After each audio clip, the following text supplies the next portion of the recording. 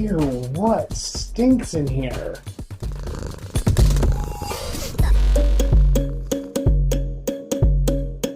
The Litterbox is the part of the show where I go through the stupid news of the week. Stupid news is my favorite news because it doesn't hurt my feelings like the real news does. And let's get it started in Edmond, Oklahoma. KOKH says, Edmond, Oklahoma police recently arrested an 18-year-old woman after she called them in an attempt to get her fake ID back from the bouncers. She went to the bar, she showed them the ID, and they're like, I'm pretty sure you're not 21, you're not getting in, and we're gonna keep this obviously fake ID. So she naturally called 911. The police responded, and they took a look at the ID. They're like, this isn't yours at all. My favorite part, though, is that when they scanned it, officers discovered the fake ID's license number belonged to a Robert Sanchez in Texas. Bob Sanchez. They didn't even give her a woman's name. Bob Sanchez is not an 18-year-old woman, okay? Bob Sanchez owns like a used car dealership, and he has like anger issues and a drinking problem or something. Now, I'm starting to notice a pattern. Okay, on episode 4 of Nightcat, you'll remember, we talked about that congressman who wanted to implement a Bigfoot hunting season in the Oklahoma legislature. And then, should we forget Oklahoma royalty himself, the Tiger King, Joseph Joe Exotic Maldonado Passage from Oklahoma? I'm just starting to think that we have been so distracted by Florida, we haven't been paying attention to the weird things that Oklahoma has been doing for a long, long time. So tonight, I thought we would do a very special edition of the Litterbox to give Oklahoma the attention they deserve. And we're gonna do it using Oklahoma's own tourism slogan, okay, here we go. Okay, here we go. It's the Oklahoma Roundup. Yeehaw! Okay, here we go. In May 2015, 2 burglars in Chickasha broke into their neighbor's home and stole $4,000 worth of stuff. And honestly, they probably would have gotten away with it too, had they emptied the deep fryer that they stole from their neighbor's house.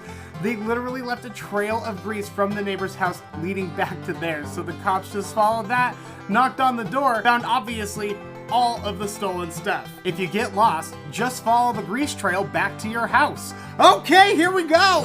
Police in Cherokee County, Oklahoma, recently detained Jacqueline Sellers for dancing in the middle of the highway.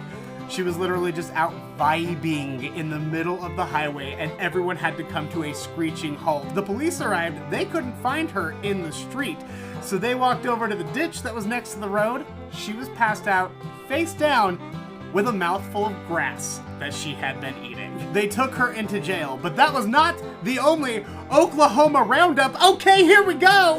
In 2012, a man walked into a maternity store. This is a bad one, I'm so sorry. A man walked into a maternity store in Penn Square Mall, where he attempted to get one of the employees' phone numbers. After she refused, the man purchased a few items and then asked to use the dressing room. Then he called her name and asked for assistance. So she went back there, opened up the dressing room, and she found him wearing...